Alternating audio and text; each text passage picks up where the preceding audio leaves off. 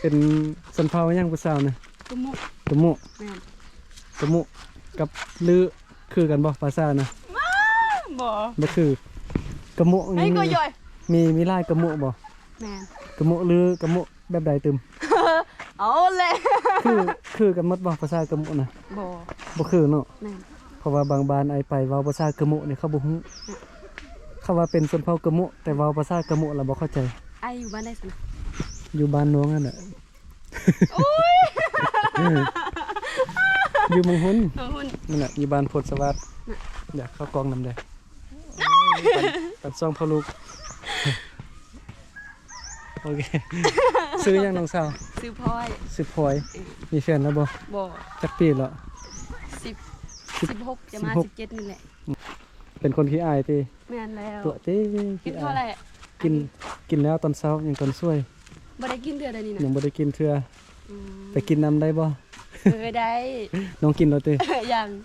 บ่มีของกินมากินน้องก็ได้โอ้ยสิกลับแล้วนี่สิกลับกินข้าวแล้วสิยางไปน้ำน้องแล้วก็ทิ่มรถจักรไว้นั่นกลับมาในเบิ่นรถขี่รถไปแม่ว่ายกไปซื้อไปโรงเรียนนี่ติเดี๋ยวขอบใจแล้วล่ะเด้อขอบใจยกน้องสาวกันยก2 นิ้วไปว่ามีแฟน2 คนเนาะแม่นบ่เดี๋ยวเบิ่งผู้สาวกันอันนี้ซื้อยังในผู้สาวนี่ซื้อยังผู้สาวน่าจะเป็นคนขี้ดื้อแล้วนี่น่ะเนาะแม่นบ่ขี้ดื้อที่สุดอยู่ห้องเนาะผู้สาวงามแท้ผู้งามแท้เบิ่งเฮ็ดยังอยู่เดี๋ยวนี้เล่น TikTok บ่ฟังเพลงแม่นบ่เล่น TikTok คนนี้เป็นลมแล้ว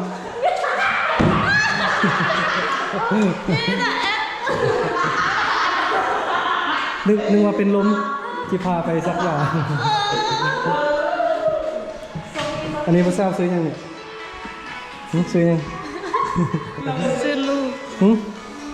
ซื้อโลคือว่าซื้อคล้ายคือกันเนาะอันนี้ซื้อลังเบาลังหูจักบ่หูจักไปว่ายังบ่ดำเพิ่นเนาะอยู่บ้านได้พระเจ้าเนี่ยมันแจ้ง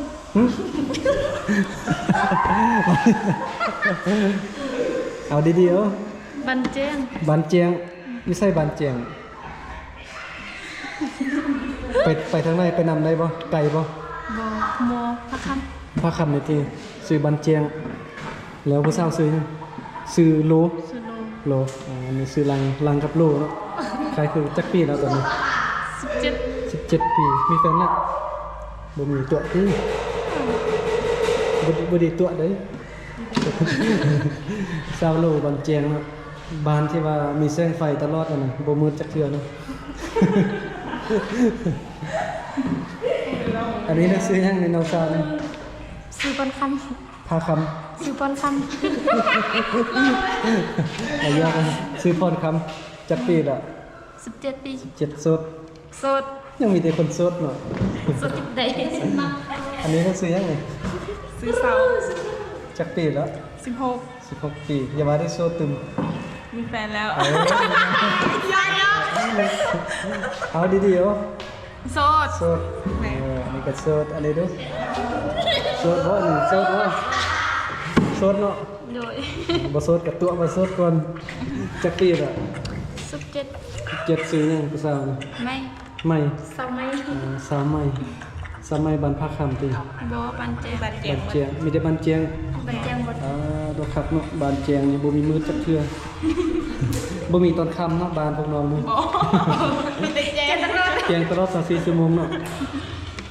มื้อนั้นสิมาลิ้นน้ำเต็มเด้อไปมอเลยเอากล้องไปมอเลย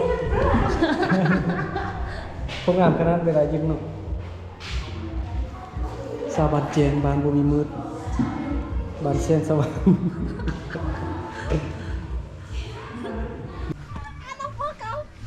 โอ้เห็นผู้สาวคือผู้งามแท้เอาวันนี้เคินละคุณน่ะนี่เด้ผู้งามเนาะสบายเลยกระนึมโดยสบายเป็นสาวสันเผายังกึมมุกับอันขมุแม่อันเดียวกันบ่เดี๋ยวตกลงอันใดถึกกึมมุ กระมุทึกเนาะขมุดูเป็นยังไงบ่ทึกเนาะขมุบ่ทึกมันเศร้ากระมุเนาะมาเบิ่งเศร้ากระมุอยู่ดอยมีแต่พวกงามงามได้งามบ่เห็นแล้วบ่อยากกลับบ้านนะบัดนี้อันนี้รู้สึกยังเนี่ย ซื้ออิ่ว อิ่วยัง จักปีแล้วสาวอิ่วเนี่ย 17 17 ปีเข้ามอยังแล้ว หมด7 17 ปีเข้ามอ7ซื้ออิ่วอยู่บ้านได้เนี่ย หมกกระจอก หมกกระจอกป้าโธ่ ไปทางใดหมกกระจอกเนี่ยไก่ปะ ใกล้ อันนั้นต้องซื้อยังลืมทำซื้อเหรอผู้นั้นนะปูสาวปูอันนี้อิ่ว ปูก็เราเดินเล็งเปอร์ปิ้ง ปิ้งกินปะ กิน กินไหม มันพูดอย่างเอี้ยมมัน เลี้ยงปิ้งผู้สาวกันใช่นะจะบุกินบ่บุกินจะว่าจะอยากกินนะ นอสโล อืม เลี้ยงปิ้งอะไรบาวเพิ่นกันวันนี้ถ่ายรูปน้ำผู้สาวนิดนึงกัน เป็นวิดีโอแต่ว่าจะแคปจอเดี๋ยวนี้นะ1 2 3 โอเคนะขอบใจได้ไล่พาไปเบิ่งบอลพักได้ปะ ได้ ไปเบิ่งบอลพักในนึงก่อนสินะ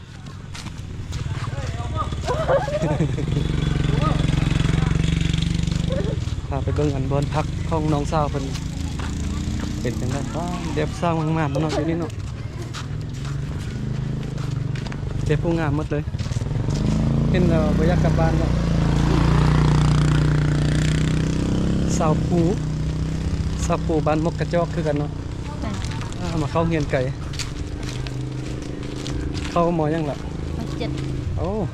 ปีหน้าพวดแล้วติ บัว หรือว่าไปเฮียนต่อ เฮียนต่อบ่มีเงินเฮียนต่อ จบแล้วก็อยู่บ้านเนาะเอาพวดซะเนาะ บ่เอาพอกับบ่มีใครเอา มีแท้เข้าไปเบิ่งเด้อวันนี้พามาเบิ่งห้อพักนักเรียนชั้นมัธยมแล้วเนาะอยู่นี่เนาะ ยายมา7แล้วดิ มา7แล้วอันนี้เด้อ